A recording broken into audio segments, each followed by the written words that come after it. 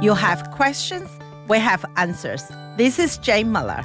And this is Ken Muller. Welcome to our show, all about real estate with Ken and Jane. Today, we are delighted to welcome Lindsay Schiappa as our guest. Lindsay is an accomplished attorney based in East Brunswick, New Jersey. In addition to her legal practice, Lindsay serves on the executive board of the East Brunswick Regional Chamber of Commerce, and we want to recognize her for her contribution as a gold sponsor to the chamber. And she's been also a dedicated supporter of many organizations. In addition to the chamber, Lindsay has also made a meaningful impact on the East Brunswick Education Foundation, where for the past 11 years she has served as the vice president. Lindsay, big welcome to our show. Thank you for having me. Thank you so much. I'm excited to be here. You know, Lindsay always give back, always help the community. If we list everything she did, we'll be here till tomorrow.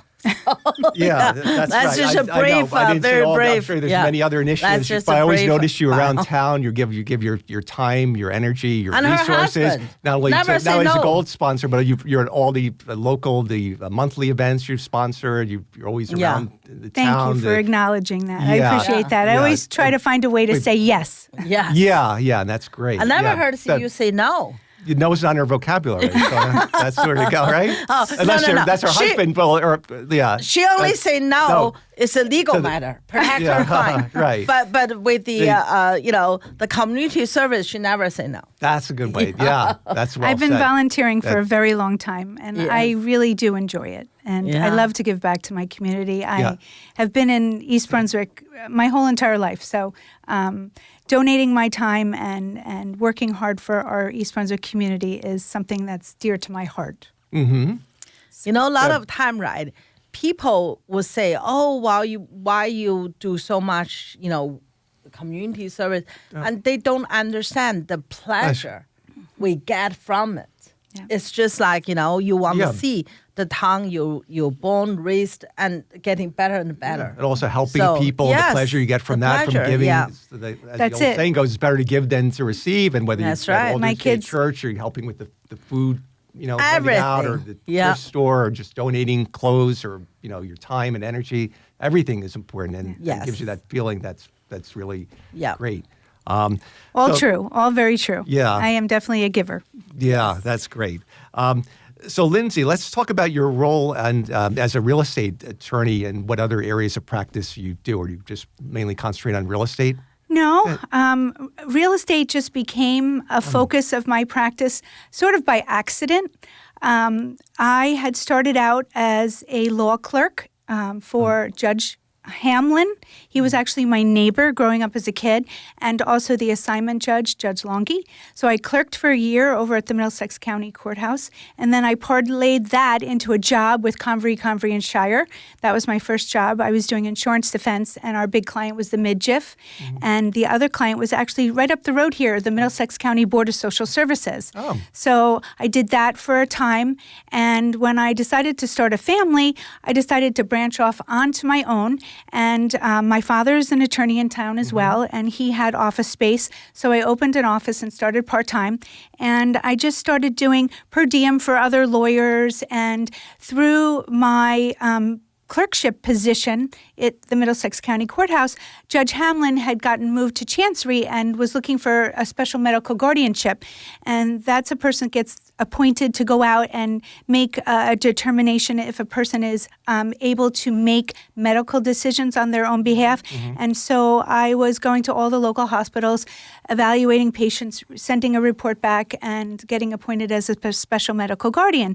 And then all of a sudden, when it hit like the late 90s, early 2000s, my friends and I were of that age where we were building our families and growing and looking to buy homes. So they all looked to me for legal advice, and I kind of muddled through in the beginning, and next thing you know, I sort of pigeonholed myself into the real estate aspect of law, and it allowed me to have the flexibility I needed with starting a young family. I was very involved, more participation and more volunteer work through Warren Stauffer Elementary School. I started out volunteering there with events and fundraising, and I parlayed that into 4 years as the PTA president. And then even after I left the president, they called me back as the treasurer. So I was always volunteering and doing legal residential and commercial real estate allowed me the flexibility to take care of my family, volunteer in the school system, and still be able to practice. And it all kind of came to me. It found me. And so from that, I moved into estate planning. I do some wills. I do a lot of power of attorney. I do something called an advanced healthcare directive, which is known as a living will. So I do a lot of that. Again, these are repeat clients. They purchased their home, and now they're of the age where they're planning for retirement, and now, down the road and setting up for their family members, when they're gone. So that's the next logical step for me. And that's not to say I don't do other things, but primarily that is what my practice focuses on. And I'm a sole practitioner. It's just me. I wear all the hats. Yeah. So that's an advantage if if a buyer or seller needs to reach out to you, they're going to deal with you and not deal with a paralegal or a junior attorney. They're dealing directly with you on all matters, and that you're more accessible and you're going to handle it directly. I think that is one of the big positives for me and my practice, that I am so easily accessible. And my work number is my cell phone. Yeah, and why don't you share that with us? I was going to ask you your contact info in your office, where it's located. I know it said it's East Brunswick, but you can give the address and your phone number. So my office is located 2 North Woodland Avenue, which is the corner of North Woodland and Route 18 northbound, right in East Brunswick, right before the Turnpike entrance. And people can contact me at 732-816-4838. I also have a landline, which is 732-545-7300. And my email address is my last name, Schiappa, Schiappa, law, Law, all one word, lowercase, @gmail.com. Okay, perfect. Right.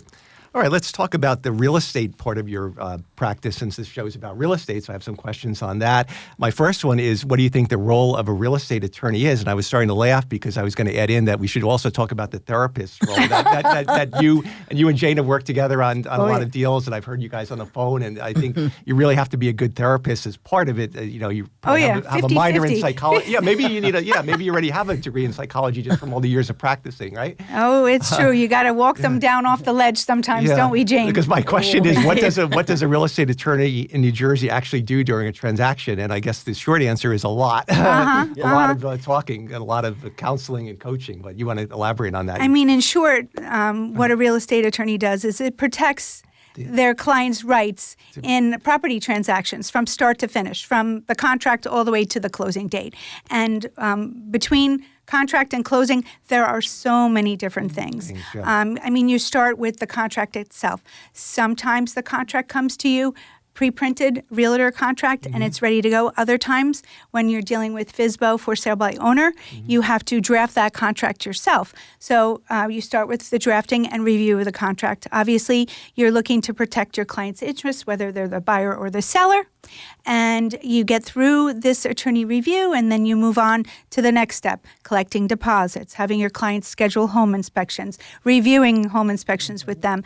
It goes on, through the due diligence. Sometimes you're filing OPA requests and making sure that there's no open permits, and there are, title things, and you're ordering title on behalf of your client and making sure that there's no liens or encumbrances other than maybe an open mortgage that the seller needs to pay off at time of closing. And through the OPA request, you're looking for open permits or any violations on the property, things of that nature. Yeah, right. And any other sort of liens or encumbrances, title defects. Yeah. So all of these things are important. And then comes the drafting of the documents on behalf of the seller. We call them the seller conveyance documents, or also known as deed documents. And that is done in my office and reviewed and approved by the title company. And then once we get to the closing table, typically I actually close the mortgages for my buyers. instead of having a bank rep come. So that's an added extra service that I give You to my close, buyers. meaning rather than having the settlement office, the Exactly. title company do it. You'll Exactly. record, I you'll, do it. You'll personally or mail it or by registered mail or FedEx to the close it yourself. I don't necessarily do that. Right, I close for the title company. So Okay. Okay. So instead of them bringing out an outside person, yeah. I sit with my clients And and they feel more comfortable and they can ask questions, and I take the time to go through all of the documents. Reviewing, obviously, the settlement statement is an important part of the process. If you're on the buyer side, you want to review the deed documents to make sure they're accurate so that the proper transfer of ownership goes from the seller into your client. So there's a lot of steps along the way. And then post-closing, you have sometimes you want to make sure that the funds get where they need to be. You want to make sure that final water and sewer gets submitted and any escrows that are being held get released, things of that nature. Yeah, and then finally the CO or the fire yeah, certification, yeah. right? So I always say in a real estate transaction, especially the residential side, there's a lot of hurdles. You have the original contract, you have the attorney review period, which we're going to talk about what attorney review means in New Jersey. Then you've got the home inspection, then you've got the buyer mortgage contingency most of the time, and then you've got like you said, the lien, the title search, and the clearance of title, and then the other issues that could come up, getting the survey if there's any encumbrances, and then, like you said, go to the closing. So there's a lot involved.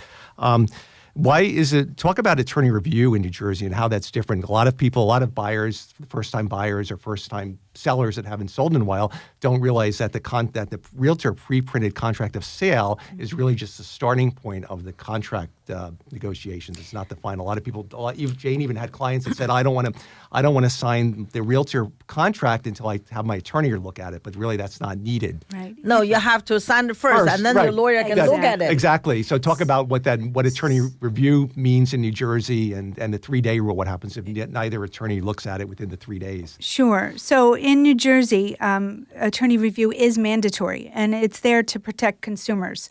And so what that means is that once the contract is signed, it triggers this 3-day period. And inside that 3-day period, either the buyer's attorney or the seller's attorney has to say that the contract is unacceptable in its present form and then propose modifications or changes that would make the contract more acceptable to their client. And so when people come to me, they think that it's the end of the process, when they sign it. I said, no, that's just the beginning. And I am just starting the review. And people think that it needs to be done within 3 days, which it does not. Sometimes it can take, sometimes we get it done in 1 day. Sometimes it takes a week. Sometimes it takes more. It just depends. But the process and the purpose of it is to protect the consumer. And it is a very, very important aspect of the entire home buying process. Buyers are making a significant investment. Right. And this is an investment that they may have for the next 30 plus years. Yep. So you want to make sure that you're properly protected. And while an attorney is not mandatory in New Jersey, boy, oh boy, I wouldn't want to go into a home sale process or a home buying process without the legal expertise and knowledge of a real estate attorney. Especially with the purchase. I had a very bad experience, or I represent a seller. They are very experienced investors. Mm-hmm. So put their house on the market, and then the buyer had an attorney. I told the seller, you have to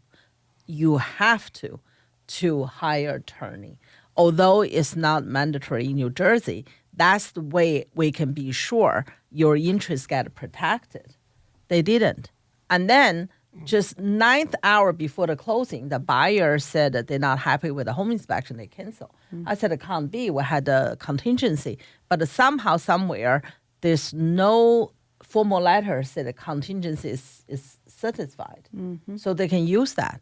Mm-hmm. They ask for everything at the end. So that was really bad experience. So after that, I said to the seller, if any seller or buyer want to do it without attorney, I would write them a long email to say shouldn't be done. Mm-hmm. And you have to think it twice. You bought a house or sell a house, it's a big transaction. The lawyer fee is only small amount, and that's really worth it compared to a $500,000 or $1 million It doesn't purchase. matter what, when they're it's arguing, a potential the potential legal issues. Yeah. There's so many issues why an attorney is warranted with title defects that if you're the layperson's not going to understand the title issues and the you things, get the exceptions. peace of mind knowing that you have someone representing you all along the way and really and who's trained in that in that field to recognize what are the pitfalls and what to look out for. And I always say that the real estate attorneys are the lowest man on the totem pole by way of because usually it's a flat fee and then you're working endless hours on behalf of the client. So it's really It's, But the 3-day attorney review is very, very important, and that is where the changes get made. Not every state does it that way. New Jersey, you sign the contract first, then you have the 3-day. For instance, in New York, it's the opposite. Yeah. Before you sign the contract, the attorneys are hashing out all of the terms and a home conditions inspection too. and the home inspection up front. It's usually done up front. Up front. Yeah. So it's a little bit different. So I know some clients call me and they're like, "Well, should I sign this contract now?" And I always say, "Yes, go ahead, sign it now, because in this attorney review time frame, we can change anything that we need to change." Perfect. All right, very good. We're going to be right back. We're going to take a short break. Thanks. Okay, welcome back to our show. We're joined today by Lindsay Schiappa. She's an attorney based in East Brunswick, New Jersey. So, Lindsay, getting back to the real estate field, what issues are you seeing pop up a lot in real estate transactions that are going on now? Anything common that's going on with, like, maybe home inspection issues, or what's hot in the legal field with that? So right now, I think that the big issue is we were a seller's market, and I feel we've shifted a little bit now, and I feel like the buyers have a little bit more control, and I see more and more contracts failing at the home inspection contingency right now. And I'm doing 1, 2, 3 transactions for every seller now as a result of that. And there's a lot of things that go with that. Once you have a failed transaction as a result of home inspection contingency issues, the seller's under an obligation to now disclose, if there's something structurally wrong or something that needs to be disclosed to a new prospective buyer. So I try to explain to my sellers that you have to give a little, and in the end, you'll be saving money without having to start the process all over again, without having to disclose too much to a new prospective buyer. You kind of meet in the middle. And then with your buyers, you have to tame them and just let them know that you're not buying a new home. Right. It's not coming perfect. You're buying in as is condition. And while you have every right to have home inspections, the seller is not obligated to fix each and every thing in your home inspection report. And I noticed that we're trying to limit the inspections a bit to things that are structural or mechanical or environmental, and sometimes safety too.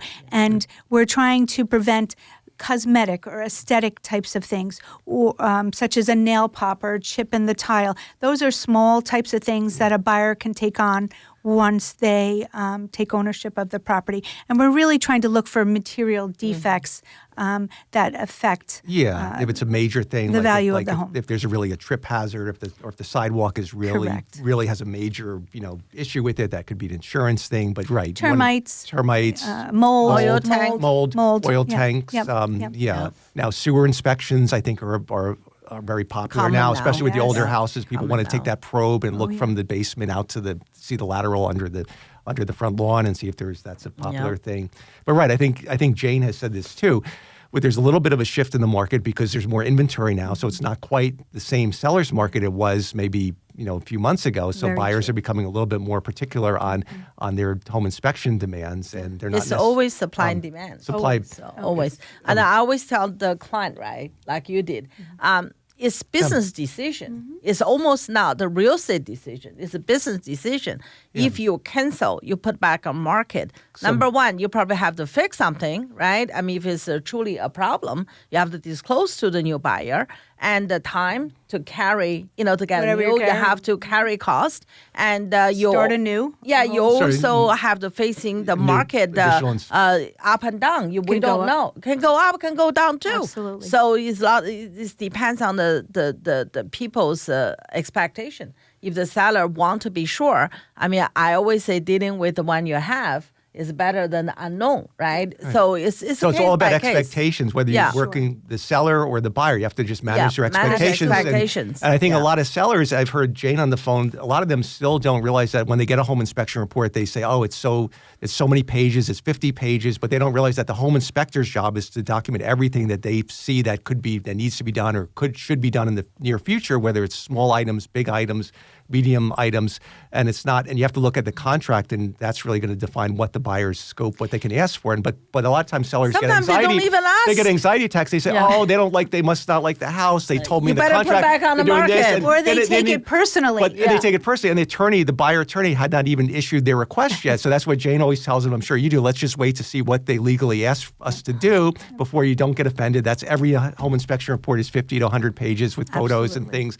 And don't take it personally. Your house is not picked apart. It's just even a new construction home, Brand new house has 2-year-old issues. house is going to have Sure. issues. Yeah. Even that. Yeah, they all have. It's not perfect. No house is perfect, and so it's like all about the expectations for both sides. For both Just put on sides. the And, hat. and you have to do your job, whether you're representing the seller or the buyer, and to Yeah. just control their expectations and just let them know that, you're not buying a brand new perfect home. Yes. You're buying a used home in as-is condition. So Yep. Yeah, Absolutely. Now let's talk a little bit about this. Follow up on this with first-time home buyers, and now you put on your therapy hat, and there's additional. Because the first-time home buyer, think about it. It doesn't matter first time or repeat. Doesn't matter buying there and it's all selling. new. But then the process is all new to them, and they're even more. Yeah. You have to be Yeah, even more more delicate. yeah. I do. I do a lot of You- hand-holding with my first-time home buyers. I do have a lot of them.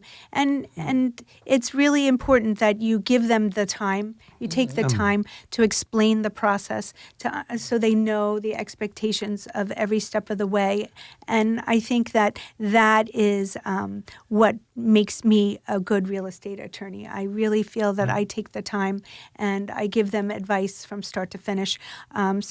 Sometimes you say, when does the attorney's role begin? Sometimes it begins before the contract's even signed. Sometimes I have clients call me and say, listen, I'm on the market to buy new, and they give me a heads up, are you going to be ready? Can you take on a new contract? And I'll say yes, and I'll say, make sure you have your pre-approval letter. Don't go out with the pre-approval letter. Make sure you're ready to get your financing moving forward. And, I tell them I'll take care of the title work for you, and I'll do your Oprah requests and things of that nature. But, make sure you're ready to go with your financing.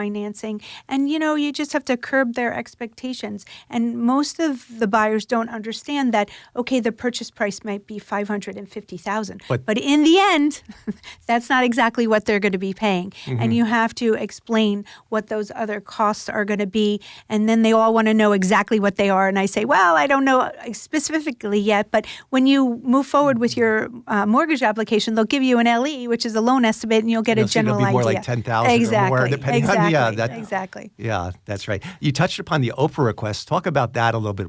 Why that's important, what that is, and what that achieves. I've seen a lot of homes now in East Brunswick where people may convert a garage to living space, and they do it without a permit.